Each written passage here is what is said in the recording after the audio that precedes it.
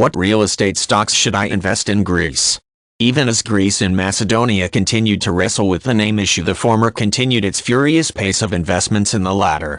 According to the Greek newspaper Eleftheros, between the years 2000-2006, Greeks invested almost $263 million in their nascent neighbor. That would make Greece the second largest foreign investor in Macedonia. Of the 20 most sizable investments in Macedonia's economy, 17 are financed with Greek capital. More than 20,000 people are employed in Greek-owned enterprises. The foundations of the current presence of Greece in all Balkan countries, including EU members Romania and Bulgaria, were laid in the decade of the 1990s. On December 10, 2001, the Brussels-based think tank International Crisis Group proposed a solution to the Greek-Macedonian name dispute. It was soon commended by the State Department. The Greeks and Macedonians were more lukewarm but positive all the same. The truth, though, is that Macedonia is in no position to effectively negotiate with Greece. The latter, through a series of controversial investments, came to virtually own the former's economy.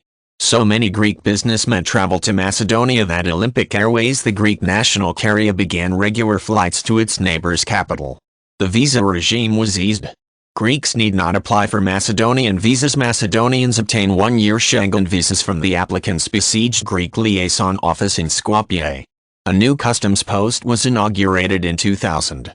Greek private businesses gobbled up everything: Macedonian tobacco companies, catering hotel groups, mining complexes, travel agencies at bargain basement prices, injecting much-needed capital and providing access to the EU. The sale of Macedonia's oil refinery Akta to the partly privatized Greek Hellenic Petroleum in May 1999 was opaque and contentious. Then Prime Minister of Macedonia Ljubko Georgievski and then Minister of Finance Boris Stojmanov were accused by the opposition of corrupt dealings. Rumors abounded about 3 secret annexes to the sale agreement which catered to the alleged venality of top politicians in the parties of the ruling coalition. The deal included a pledge to construct a 230 kilometers, $90 million oil pipeline between the port of Thessalonica and Skopje. The Greeks would invest $80 million in the pipeline, and this constitutes a part of a $182 million package deal.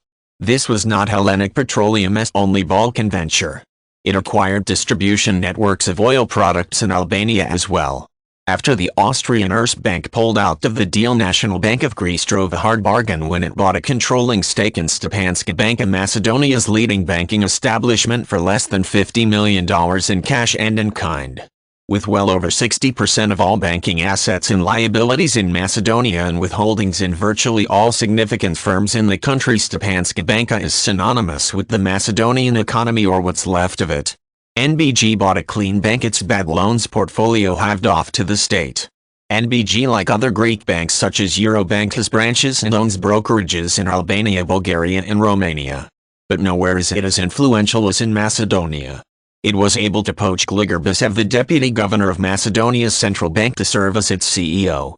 Another Greek bank, Alpha Bank, has bought a controlling stake in Kreditna Banka, a Macedonian bank with extensive operations in Kosovo and among NGOs.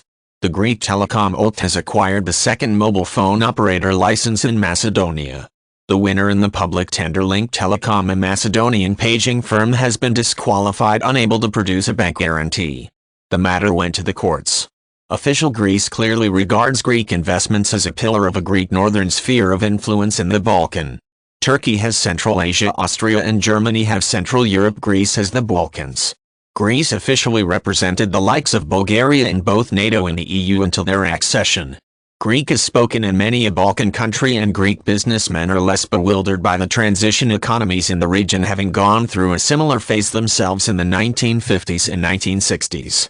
Greece is a natural bridge and beachhead for Western multinationals interested in the Balkan. About 20% of Greece's trade is with the Balkan. Despite an enormous disparity of income per capita, Greece's being 8 times the average Balkan countries. Exports to Balkan countries have tripled between 1992 and 2000, and Greece's trade surplus rose 10 times in the same period.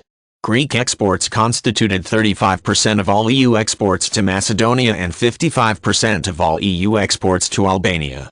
About the only places with muted Greek presence are Bosnia and Kosovo, populated by Muslims and not by Orthodox co-religionists. The region's instability, lawlessness and backwardness have inflicted losses on Greek firms. But they kept coming back. In the early 1990s, Greece imposed an economic embargo on Macedonia and almost did the same to Albania. It disputed Macedonia's flag and constitutional name and Albania's policy towards the Greek minority within its borders. But by 1998, Greeks have committed to invest $300 million in Macedonia, equal to 10% of its dilapidated GDP. Employing 22,000 workers, 450 Greek firms have invested $120 million in 1280 different ventures in Bulgaria. And 200 Greek businesses invested more than $50 million in the Albanian economy, the beneficiary of a bilateral drachma zone since 1993. In 1998, Greece controlled 10% of the market in oil derivatives in Albania and the bulk of the market in Macedonia. Another $60 million were invested in Romania. The Milosevic regime used Greek and Cypriot banks and firms to launder money and bust the international sanctions regime. Greek firms shipped goods, oil included, up the Vardar River through Macedonia to Serbia. Members of the Yugoslav political elite bought properties in Greece. But this cornucopia mostly ended in 1998 with the deepening involvement of the international community in Kosovo. Only now are Greek companies venturing back hesitantly. European Tobacco has invested $47 million in a 400-worker-strong tobacco factory in Serbia opened in 2002.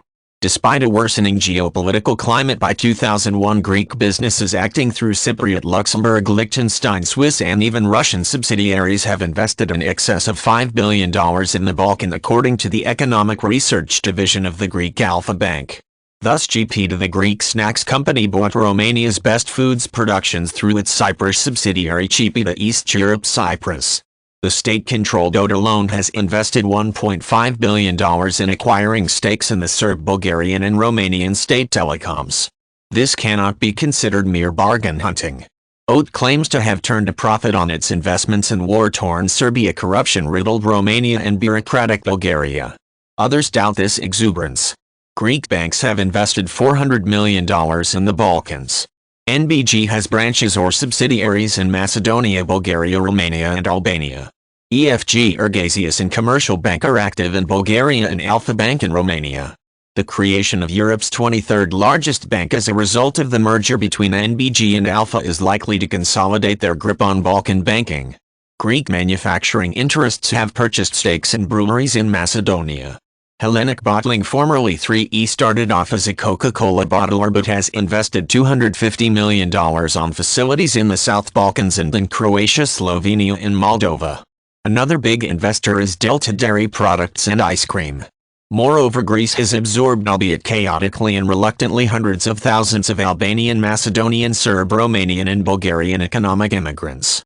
In the late 1990s, Albanian expatriates remitted home well over 500 million drachmas annually. Thousands of small-time cross-border traders and small to medium-sized trading firms controlled distribution and retailing of Greek, European, Asian and American origin brands. As a member of the EU and an instigator of the ineffectual and bureaucratic Stability Pact, Greece has unveiled a few megabuck regional reconstruction plans. In November 1999, it proposed a $500 million 5-year private-public partnership to invest in infrastructure throughout the region. Next were a $1 billion oil pipeline through Bulgaria and northern Greece and an extension of the Russian gas pipeline to Albania and Macedonia. The Egnatia Highway is supposed to connect Turkey, Greece, Bulgaria, Macedonia and Albania. Greece is a major driving force behind REMA. Southeast Europe Regional Electricity Trading Market declared in September 1999 in Thessalonica. The Greek stratagem is evident. Greece as a state gets involved in transportation and energy-related projects. Greek state-inspired public sector investments have been strategically placed in the telecommunications and banking sectors, the circulatory systems of any modern economy. Investments in these four sectors can be easily and immediately leveraged to gain control of domestic manufacturing and services to the benefit of the Greek private sector. Moreover, politics is a cash-guzzling business. He who controls the cash flow controls the votes. Greece buys itself not only refineries and banks, telecoms and highways. It buys itself influence in politicians. The latter come cheap in this part of the world. Greece can easily afford them.